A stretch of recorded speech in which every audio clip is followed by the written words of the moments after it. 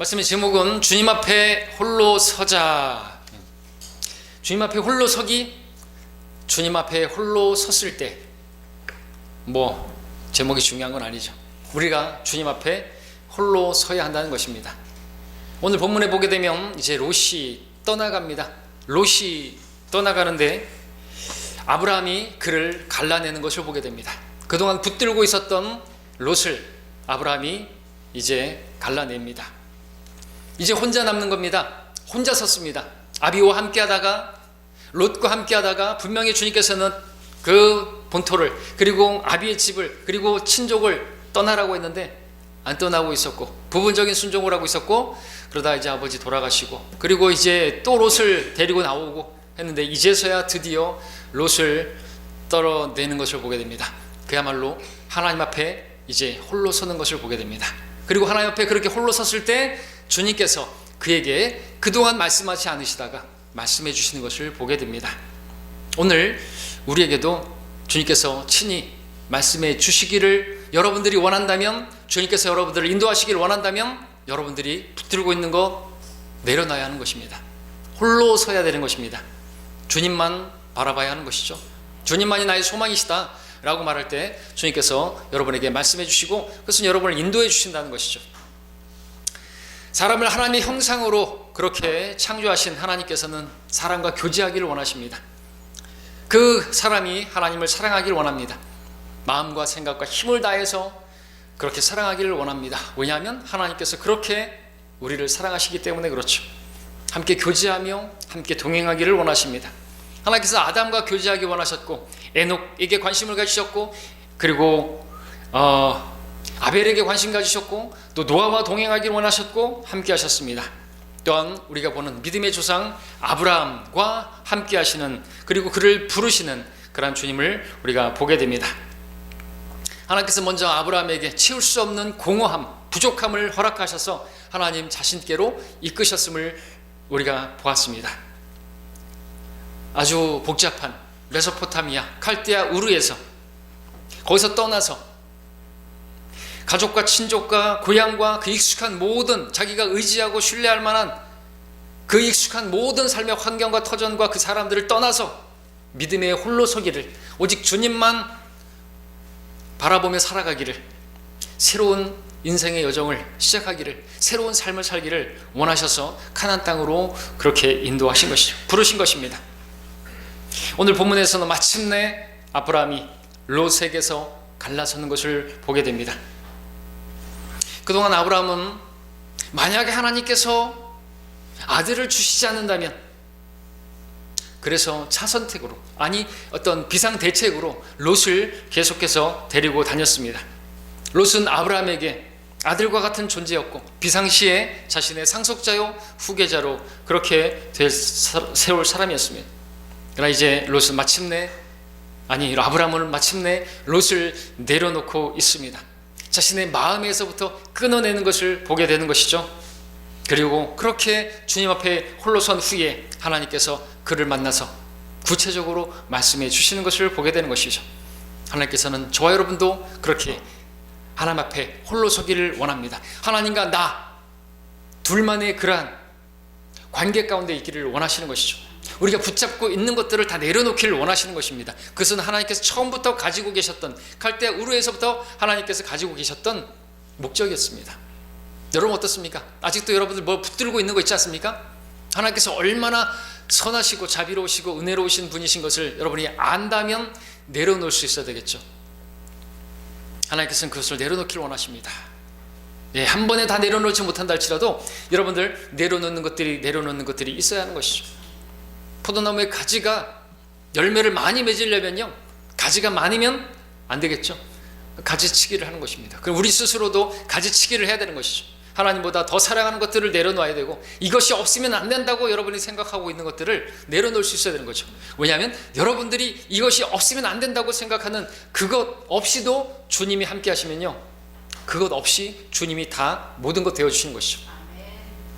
그래서 주님께서는 원하시는 게 그거예요. 다 내려놓고 주님만 바라보기를, 주님 앞에 우리가 주님만 남기를 바라시는 것이죠. 오늘 13장 말씀을 통해서 하나님께서 아브라함을 어떻게 인도하셨는지 하셨는지, 그리고 아브라함은 어떻게 하나님을 따랐는지 보면서 우리도 하나님 앞에 붙들고 있는 이런저런 것들을 내려놓을 수 있는 그러한 믿음의 결심이 있게 되기를 바랍니다. 우리에게 가장 귀하시고 우리에게 모든 것 되시는 그 주님을 더 알아서 그분과 친밀한 교제 가운데 그분을 온전히 신뢰하는 믿음의 길을 걸어가기를 원합니다. 우리 1절 2절을 보겠습니다. 13장 1절 2절을 보게 되면 아브라함이 이집트에서 나왔는데 그와 그의 아내와 그의 모든 소유와 롯도 그와 함께 하여 남쪽으로 가니 아브라함은 가축과 은과 금으로 매우 부유하였더라. 자, 13장 말씀은 아브라함이 이집트에서 나와서 하나님께서 말씀하신 카나안 땅으로 다시 돌아온 모습으로 시작하고 있습니다. 1절에서는 이집트에서 아브라함이 함께 올라왔던 사람들에 대해서 언급하고 있는데 첫 번째로 나온 사람이 그의 아내 바로 사레를 보게 됩니다. 이집트에서 잃어버릴 수밖에 없었던 자신의 어리석음으로 인간적인 육신적인 그런 지혜를 발휘해서 결국 잃어버릴 수밖에 없었던 아내를 다시 이집트에서 데리고 나올 수 있게 되었습니다. 다음은 아브라함의 조카 롯입니다. 롯을 또 데리고 나오죠. 또한 아브라함은 그 모든 소유도 함께 가지고 나왔다고 말씀하고 있습니다. 특별히 2절에서는 아브라함이 가축과 은과 금으로 모두 정말 아주 매우 부유하게 되었다고 말씀하고 있습니다. 자, 그럼 이 모든 가축과 은과 금과 이 모든 소유들은 어디서 난 것이죠? 이집트에 있었을 때 파라오에게서 받은 것이죠. 파라오는 처음에 사례를 자기 아내로 삼으려고 했다가 그것으로 이제 어떤 혼수로 그렇게 아브라함에게 혼수가 맞는지 모르겠습니다. 함인지 뭔지 아무튼 재물을 그렇게 함값으로 그렇게 주었던 것이죠. 그러나 사례로 인해서 자신의 집에 큰 재앙이 임하는 것을 보게 되고 아브라함을 두려워하였고 결국 그를 내보내면서 그에게 줬던 모든 것들을 도로 빼앗는 것이 아니라 오히려 그를 해치거나 그를 손대지 않고 모습 그대로 준 모든 것을 그냥 그대로 주면서 그렇게 내보내는 것을 보게 되는 것이죠. 아브라함은 믿음이 없어서 자기 생각대로 육신의 방법대로 모든 것을 스스로 다 망쳐버렸지만 하나님께서는 어쩌면 그 상황까지도 보게 되게 하셔서 그로 하여금 많은 은과 금과 가축과 소유를 허락해 주셨던 것이죠. 하나님께서 아브라함에게 약속하셨던 씨와 땅과 복 중에서 그 복을 조금 그렇게 또 경험하게 되었다고 볼 수가 있겠죠. 이제 3절 4절을 보겠습니다. 그가 남쪽에서 베델에 이르기까지 이동을 계속하여 베델과 아이 사이 처음에 그의 장막을 쳤던 곳에 이르니라. 아브라함이 처음에 제단을 쌓았던 자리인 그곳에서 주의 이름을 부르니라. 아브라함이 처음 가나안 땅에 왔을 때 하나님께서 내가 이 땅을 내 씨에게 주리라고 말씀하셨던 그 처음 장소로 돌아왔습니다. 그리고 처음에 쌓았던 그 제단에 다시 주의 이름을 부르며 주님을 경배한 것이죠. 자, 이때 아브라함의 마음은 어땠을까요? 어떤 마음으로 제단을 쌓았고 그 앞에 경배를 드렸을까요? 그는 무엇보다도 자신의 그 어리석음을, 자신의 보잘것없음을, 자신의 그 추함을, 아무것도 아닌 자신이 얼마나 그러한 존재인가를 하나님 앞에 고백했을 것입니다. 주님, 참으로 저는 아무것도 아니고 저는 정말로 추하고 부끄러운 존재이군요. 예, 주님, 저는 아무것도 아니군요. 그러나 주님은 그럼에도 불구하고 저를 자상하게 인도해 주신, 제 모든 것이 되어주신, 그리고 그런 가운데서도 저에게 이렇게 많은 부를 또 얻게 하신 주님이십니다. 주님 놀라우신 분입니다. 주님 너무나 자비로우신 분이고 은혜로우신 분이고 선하신 분이십니다 하고 감사로 경배를 드리지 않았겠습니까? 이러한 이러한 아브라함의 경배는 오늘 믿음의 길을 아브라함을 따라가는 우리들에게도 동일한 그러한 감사의 제목이 되고 찬양의 제목이 되는 것이죠. 우리도 정말 아무것도 아니고 별것도 아니고 정말로 추하고 그러한 우리들이지만 우리 주님은 우리의 모든 것이 되시고 영광스러운 분이 되시는 것입니다.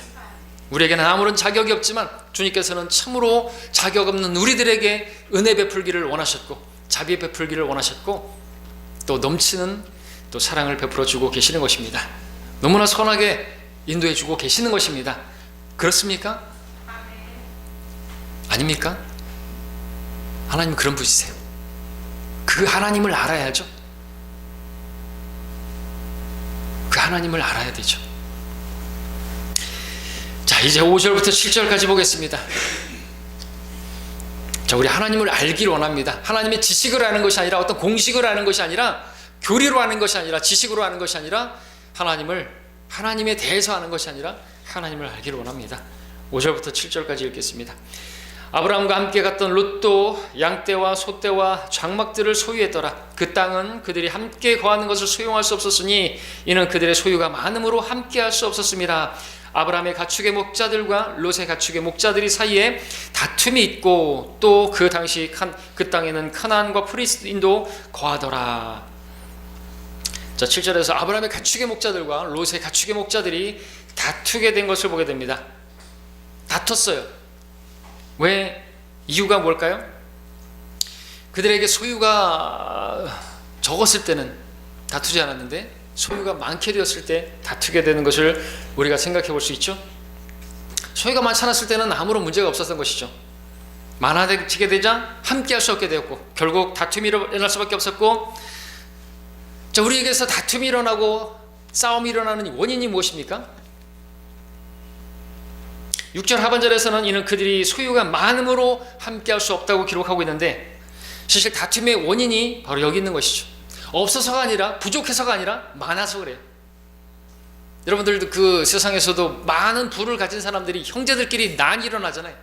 싸우잖아요. 함께 할 수 없죠. 원수 취급하죠. 왜요? 그 재산이 너무 많음으로 인해서. 우리에게 다툼이 일어난다면 이유가 무엇인가? 성경은 분명하게 말씀하고 있습니다. 전쟁이 왜 일어나는 것인가? 싸움이 왜 일어나는 것인가? 너희 중에 싸움과 다툼이 어디로부터 나오느냐? 너희 지체들 속에서 싸우고 너희 정욕들로부터 나오는 것이 아니냐? 욕심 때문에 그런 거거든요. 더 가지려고 하는 것 때문에 싸움이 일어나는 것입니다. 부족해서가 아니라 많아서. 교회 안에서도 누가 그렇게 막 싸우고 왜 그렇게 하는 것입니까? 너무 많은 것을 가져서, 돈이든 아니면 지식이 너무 많아서든 그 지식 때문에 은혜가 없어서 그렇게 떨어져 나가는 사람들이죠. 싸우고 다투고 지식이 좀 모자라도 은혜가 있으면요 절대로 떨어져 나가지 않죠. 자기가 좀 뭘 좀 알았다고 해가지고 조심해야 되는 것입니다. 지식은 교만하게 하는 것일 수 있는데 그렇다고 해서 지식이 나쁜 건 아닌 거예요. 하나님께서 우리가 진리의 지식에 이르기를 원하시는 분입니다. 근데 그거 지식으로 음식을 따라 처신하면요 유익이 없는 것이에요. 계속해서 어떤 새로운 것들을 얻기로 한다면, 늘 말씀드리지만 이 설교 시간은 새로운 것을 얻는 시간이 아닌 것입니다. 성경을 공부하는 그러한 공부 시간이 아닌 것입니다. 여러분의 마음을 변화를 받아서 하나님 말씀 앞에 여러분이 순종을 결심하는, 여러분의 자신의 몸을 드리는 것이 합당한 예배인 것입니다. 찬양을 보면서 찬양 잘하는가 보기를 원하는 것, 그건 예배가 아닌 것입니다. 누가 찬양을 잘하나 그걸 보는 거 아니에요. 여러분들이 그 찬양을 통해서 영으로 함께 찬양을 드리는 것이고 감사를 드리는 것이고요. 여러분의 자신의 몸을 드리는 것이고 그 가운데서 하나님께서 번성 깨신 것 가운데 우리가 일부를 하나님께 드리는 것이고 11조도 하나님께서 주셨기 때문에 9번에 가지고 이를 드리는 것이고요. 하나님을 인정하는 것이죠. 하나님께서 다 해주셨습니다 라고 하는 믿음이 없다면 드릴 게 없겠죠. 하나님 앞에 예배 드리는 것도 마찬가지죠. 하나님이 참으로 나를 선하게 대하셨다라는 그 하나님을 알지 못한다면 이 자리에 있지 못할 것입니다. 우리는 주의 선하심을 맛본 사람들이기 때문에 우리는 이 자리에 있고 예배를 드리는 것이죠. 또 다시 한번 말씀 앞에 내가 책망을 받고 또 바로잡혀져서 주님 앞에 온전한 선한 일에 준비되기를 원해서 이 자리에 있는 것입니다. 자, 분명하게 성경은 우리에게 말합니다. 그러니까 우리에게 어떤 하나님께서 부족함을 허락하시면요 그것도 감사한 줄 아셔야 되는 거예요. 왜냐하면 너무 많으면요 주를 부인할 수 있어요. 그죠? 그래서 먹을 것과 입을 것으로 나를 인도해 주시라고. 왜? 너무 많아서 내가 주를 부인할까 함이라 말하지 않습니까? 마른 빵 한 조각을 가지고 화목하는 것이 희생제물이 가득한 집에서 다투는 것보다 나으니라 말씀하고 있습니다. 돈이 많고 많으면 뭐 할 거예요? 마른 빵 한 조각 가지고, 어떻게 보면 영적으로 적용하면 하나님 말씀 어떻게 보면 마른 빵 같아요. 마른 빵은 뭐죠? 너무나 오래돼서, 이 말씀은 너무 오래된 말씀, 너무나 이거 뻔한 말씀. 근데 그 말씀을 가지고 살펴보고 떠들어보면서 그렇게 화목하는 것이 많은 재물로 인해서 그렇게 다투는 것보다, 그러니까 욕심이 생기면은 막 다투게 되는 것이에요. 때문에 주님께서 우리에게 다투는 것보다 나으니라 말씀하고 계셨기 때문에 우리가 그렇게 다투지 않기를 바라시고, 교회 내에서 마찬가지고, 그래서 우리에게 부족함을 허락하셨다면요, 그 부족함도 복인 것입니다. 육체의 가시도 복이고요, 은혜라고 말하고 있지 않습니까?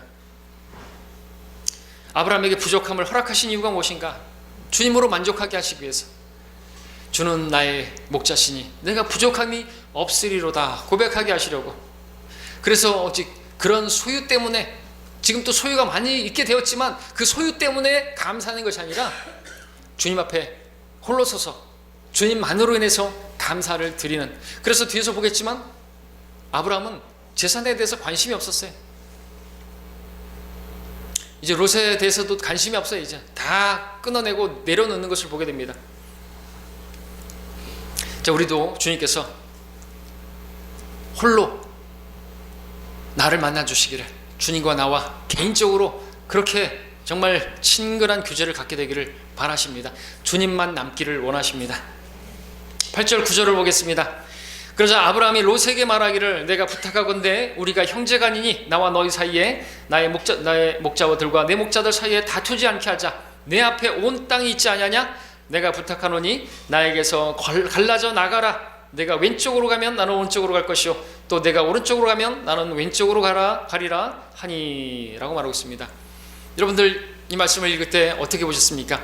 참 아브라함이 대단한 변화를 보게 되는 것이죠. 아브라함에게서 변화를 보게 되는 거죠. 그 믿음이 성장한 것을 보게 되는 것이죠. 달라지게 된 것을 보게 되는 것입니다. 달라진 모습 두 가지로 보자면, 아브라함이 롯에게 이제 갈라지자고 그렇게 부탁을 하고 있다는 것이죠. 또 달라진 점 하나는 아브라함이 롯에게 먼저 땅을 선택하라고 선택권을 주고 있다는 것이죠. 달라진 것이죠. 뭐가 달라진 것입니까? 자, 일단 처음에 달라진 것, 아브라함은 지금까지 롯을 계속해서 꼭 데리고 다녔습니다. 왜냐? 하나님께서 자기에게 아들을 주시지 않으면 롯이 자신의 상속자가 되어서 아들을 대신할 유일할 그러한 비상대책이었기 때문에 그렇죠. 근데 이제 아브라함은 롯에게 갈라서자고 그렇게 먼저 말하고 있는 것이죠. 이것은 아브라함에게 있어서 그 롯 때문에 그 가축들이 더 귀하고 그의 재산이 롯보다 더 중요해서라고 생각하면 안 되는 것입니다. 아브라함이 롯을 갈라낼 수 있었던 이유는 이집트에서의 실패와 회복의 그 일을 경험하면서 아브라함의 마음에 하나님께 대한 믿음이 이제 생긴 것이죠. 이제는 롯에게 비상대책 따위는 필요 없는 것입니다.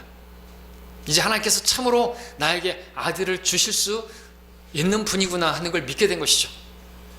정말 아무것도 할 수 없는 상황 가운데서 자기 아내를 잃어버릴 수밖에 없는 상황에서 하나님께서 개입하셔서 다시 찾게 해주시고 그 모든 것도 다 가지고 오게 하셨으면요, 하나님께서는 불가능도 가능케 하시는 분이신 것을 이제 조금 맛보게 된 것이죠. 그래서 이제 롯을 떠나 보낼 수 있어요. 내가 차선책으로 선택했던, 내가 비상대책으로 플랜 B로 생각했던 그런 것들을 다 내려놓을 수가 있는 것이죠.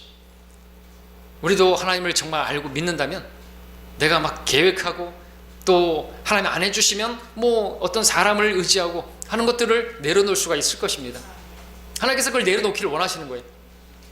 어떻게 내려놓죠? 하나님을 알아야죠. 하나님을 아는 것이 우리 믿음의 성장인 것입니다. 또 아브라함은 롯에게 먼저 땅을 선택하라고 선택권을 줬습니다.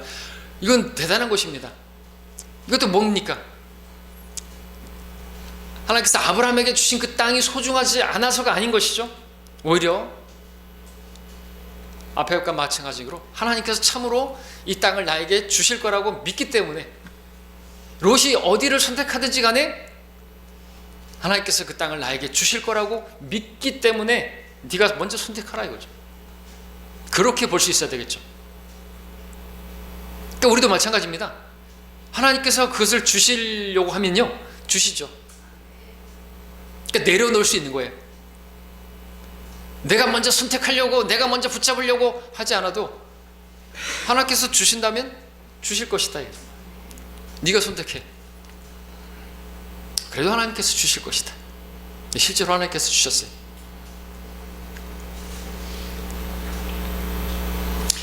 아브라함이요, 이때 혹시 믿음이 없으면, 만약 롯이 이 땅을 선택하면 어떡해? 하나님께서 나에게 주시려고 하는 그 땅을 선택하면 나는 어디로 가지?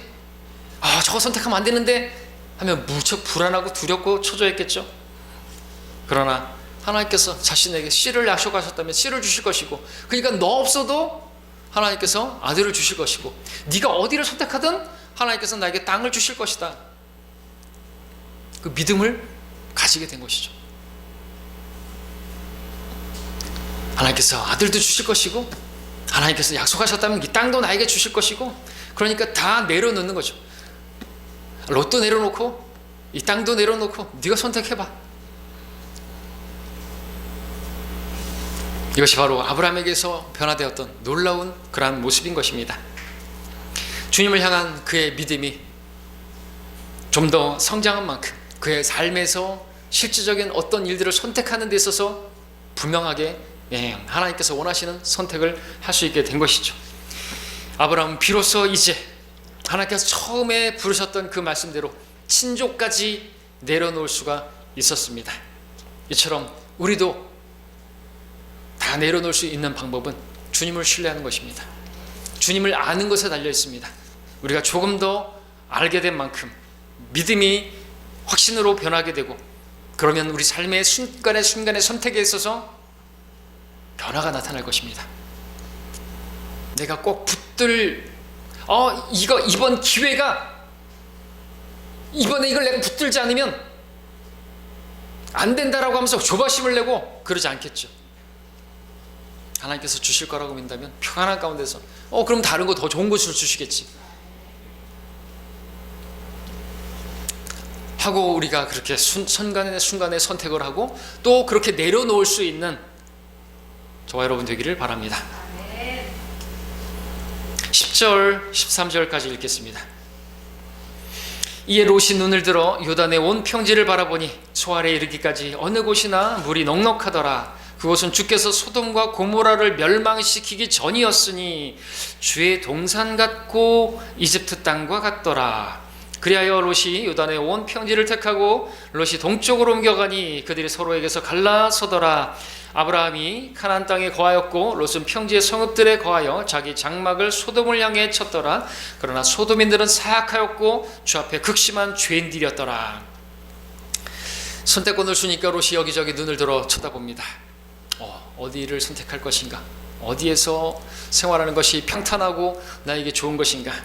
그리고 물이 넉넉한 요단을 택했고, 근데 바로 그것은 소돔과 고모라가 있는 지역이고, 12절에서는 롯이 그 요단의 평지를 선택했는데, 그리고 장막을 그 소돔을 향해서 쳤다고 했는데, 근데 13절에서는 소돔인들은 사악하였고 주 앞에 아주 극심한 죄인들이라고 창세기 13장 13절에서 부정적인 숫자죠. 죄인이라는 말이 처음으로 나온 거기를 향해서 쳤다. 자, 아직까지 아브라함의 믿음의 여정은 초보 단계라고 말할 수가 있습니다. 아브라함과 롯이 함께 다니면서 그들이 경험한 하나님은 이집트의 실패에서 그들을 건져내 주시고 복을 주신 하나님이셨습니다. 비록 그 한 가지 사건이었지만 아브라함의 믿음은 확실히 한 단계 성장했습니다. 그리고 이제 그에게 있는 한 사람 롯 역시나 성경에서 의인이라, 의로운 혼이라 그렇게 말씀하고 있기 때문에 그도 믿음의 사람이라 부를 수가 있습니다. 그런데 우리는 10절에서 아주 이상하고 특이한 그러한 표현의 말씀을 보게 되는데, 여러분이 읽으면서 여러분들도 좀 이상하게 생각한 부분이었습니까? 그것은 롯이 바라본 바로 그곳, 소돔과 고모라가 있던 바로 그곳에 대한 표현인데, 그것을 바라보니 주의 동산 같고 이집트 땅과 같다고 표현하고 있습니다. 이게 함께 할 수 없는 것인데, 사실 어찌 주의 동산 같으면서 이집트 땅과 같다고 말할 수가 있냐라는 것이죠. 좀 이상하다고 여기신 적 없습니까? 성경은 단지 에덴 동산이라고 말하지 않고 주의 이름을 넣어서 주의 동산이라고 표현하고 있습니다. 이것은 성령께서 우리에게 분명히 뭔가 암시하고 계시는 것으로 여겨집니다. 우리에게 무엇인가 계시해 주시려고 또 가르치시기 위해서 기록한 것으로 보여집니다. 자, 그것은 롯이 이곳을 선택할 때 그의 마음이 어떠했는지, 그의 마음과 생각과 의도를 판별하시는 하나님께서, 또 성경을 읽고 성경을 믿고 하나님을 따르는 성경대로 믿고자 하는 사람들이 어떤 것을 선택할 때 항상 거기다가 주의 이름을 넣는 것을 보는 것이죠.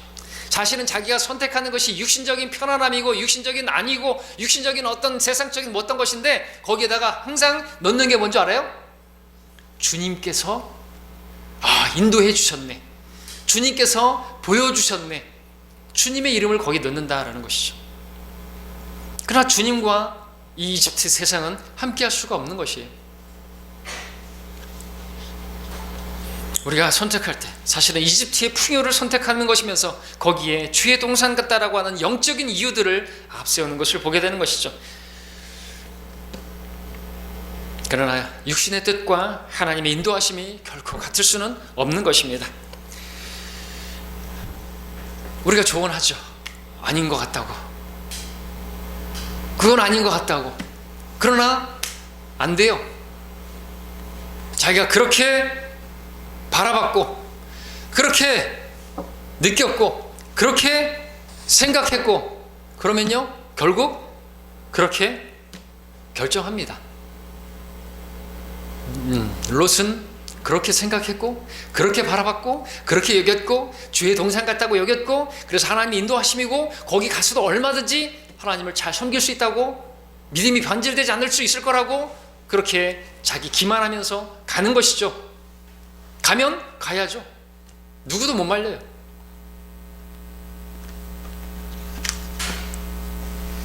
그러나 그 결과는 어떻습니까? 참으로 비참하고 참담하죠. 탕자가 아버지 떠나서 어떻게 되었습니까? 돼지 껍질 그것도 못 먹는 그런 신세가 되어야 하나님께 돌아오죠. 그러니까 그 지경이 돼야 그것도 복이죠. 가가지고 잘 되고 세상적으로 잘 되고 그러면 저준 겁니다.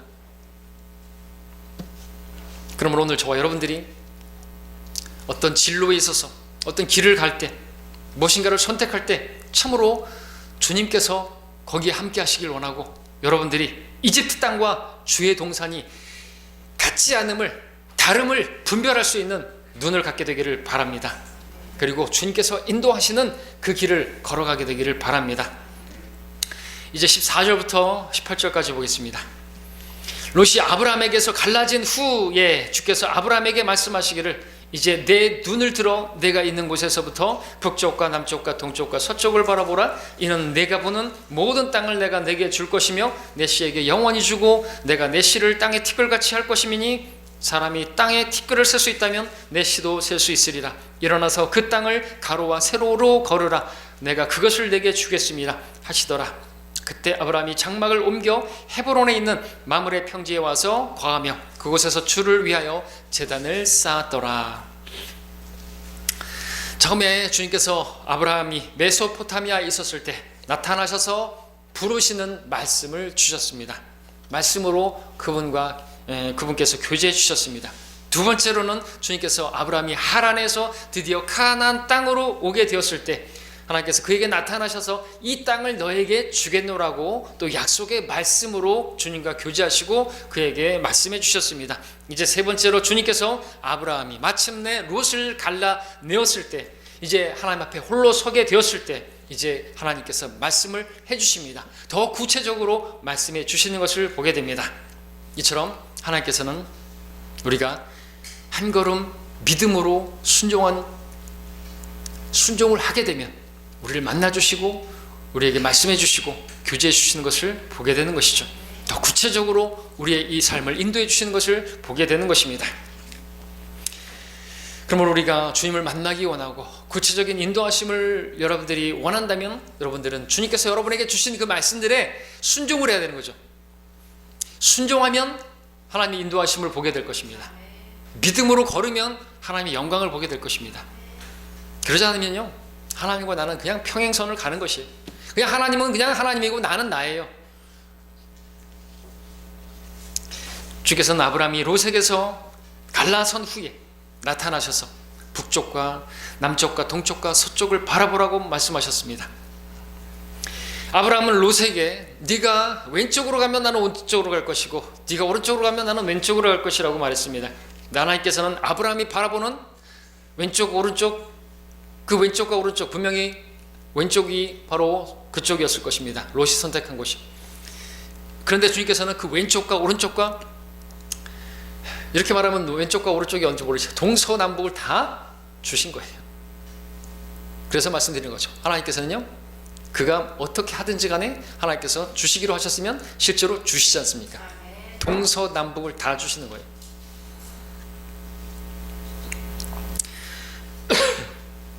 아브라함이 바라보는 모든 곳, 동서남북의 모든 땅을 하나님께서 주시겠다고 말씀하십니다.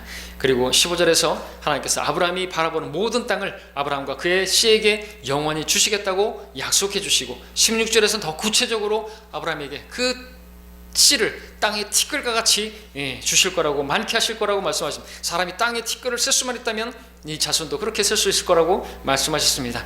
17절에서는 하나님께서 주실 그 땅을 네가 가로로 걸어보고 세로로 걸어보고 동서남북을 걸어보라고, 마음껏 걸어보라고 말씀하시는 것 같습니다. 하나님께서 그렇게 말씀하시면서, 그렇게 걸어보면서 하나님께서 주신 그 복을, 그 땅을 네가 한번 누려보라고 그렇게 하시는 것 같습니다. 저도 하나님께서 우리 교회에 부지를 주셨을 때 가로로 걸어보고 세로로 걸어봤는데 그 다른 목적이 아니고 건물이 들어서는데 어느 정도의 그러한 평수가 나올 수 있는지, 과연 거기에 그 건폐율 20% 해가지고 90평이 나올 수 있는지 이렇게 하는데 어떻게 세워져야, 근데 정확히 남향으로도 세워질 수 있고, 그리고 그렇게 세워질 수 있는 그러한 쪽으로 해서 건축할 수 있도록 그렇게 해주셨죠. 걸으면서 행복하더라고요. 제 땅은 아니지만 우리 교회의 땅을 하나님께서 주셨다는 것에 감사했는데, 여러분들 아브라함에게는 얼마나 감사했겠습니까? 그것을 누려보면서, 걸어보면서 하나님께서 이걸 주셨어.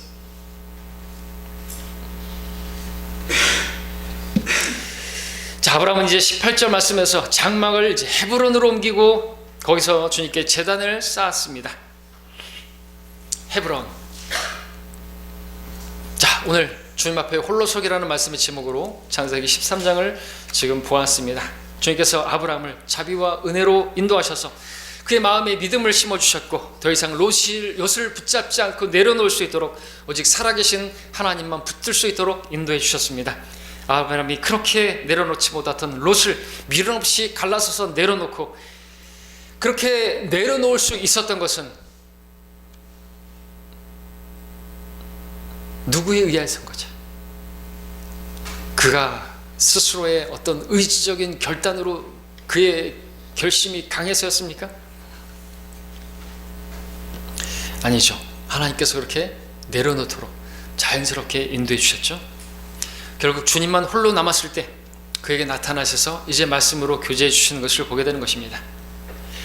주님께서는 처음에 가나안 땅의 극심한 기근 가운데서도 아브라함과 함께 하시긴 했습니다. 심지어 아브라함이 주님께 묻지도 않고 이집트로 내려갔을 때 거기서 거짓말과 모든 또 그런 속임과 위기 속에서도 아브라함과 함께 하시면서 그를 지켜주셨고 또 복을 주셨습니다. 그럼에도 불구하고 주님께서는 그러한 모든 순간에 아브라함에게 침묵하셨습니다. 한마디의 말씀도 안 하셨습니다. 주님께서 여전히 그와 함께 하시고 그를 지키시고 그렇게 인도하고 계셨지만 아브라함과 하나님 사이에는 어떠한 교제도 말씀도 없었습니다. 그런데 아브라함이 이제 주님의 말씀을 듣고 주님과 교제를 하게 된 때는 언제인지를 우리가 주목하기를 바랍니다. 그것은 이제 아브라함이 주님 앞에 홀로 섰을 때, 다 끊어지고 다 내려놓고 주님만 남았을 때, 그 찬양 뭐죠? 세상과 곧 간 곳 없고 구속한 주만 보입니다. 다 내려놓고 주만 보이는 것이요. 주님 앞에 홀로 섰을 때 주님께서 말씀해 주십니다. 교제해 주시는 것이죠. 주님을 만나는 것입니다. 이게 삶 가운데 우리에게도 필요하지 않습니까? 주님을 만나는 것. 누가 주님을 만나죠? 주님 외에 다른 거, 신뢰하는 거, 붙들고 있는 거 내려놓을 때, 그것을 배워야 할 것입니다. 그가 붙들고 있는 것을 다 내려놨을 때 말씀이 임했고 새로운 교제가 임했게 됐고 아브라함이 새롭게 제단을 쌓았는데 바로 그것은 헤브론이고 이 헤브론이라는 말의 뜻은 교제라는 뜻입니다. 주님께서 그를 만나주시고 교제하게 된 것이죠. 이처럼 우리가 주님과 교제하기를 원하십니다. 그 목적으로 우리를 기다리고 계십니다. 골방에서 기다리고 계십니다. 성경 앞에 무릎 꿇기를 기다리고 계십니다. 우리가 붙들고 있는 것들이 내려놔지고 우리가 주님 앞에 홀로 설 때까지 기다리며 인도하고 계십니다. 우리가 붙들고 있는 거, 여러분이 붙들고 있는 거 한 번에 내려놓을 수는 없을지 모르겠습니다. 주님께서는 우리에 대해서 오래 참으시는 가운데 우리를 떠나거나 버리지 않으시는 가운데 한 가지씩 내려놓기를 바라시고 내려놓을 수 있도록 또 그렇게 인도해 주실 것입니다. 그러나 현명하다면 빨리 내려놔야 되겠죠. 왜? 내려놓지 않으면 주님과 교제가 없어요. 주님을 모르는 것이고요. 그 삶은 공허한 삶이고 실패를 맛보는 삶이고 부끄러운 삶인 것입니다.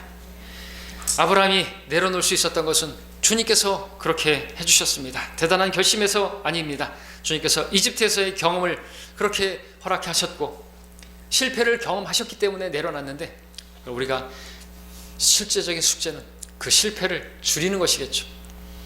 그렇게 당하고 나서 실패와 찬양 있죠?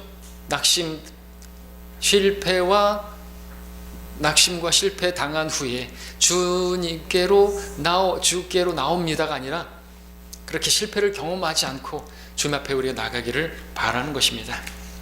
아브라함이 주님만을 신뢰할 수 있는 그런 주님께서 원하시는 것처럼 그렇게 우리가 주님을 의지하는 가운데 우리도 하나씩 내려놓고 주님 앞에 홀로 서기를 할 수 있는 그러한 주님과의 교제를 갖는 주님과 동행하는 우리가 되기를 바랍니다.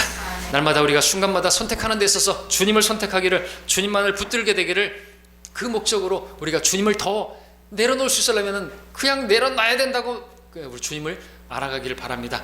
주님을 더 알아서 진짜 주님을 알기 위해서 하나님 말씀 앞에 가시고 하나님과 골방에서 교제하시게 되기를, 그 제단을 쌓으시기를 바랍니다. 기도하겠습니다.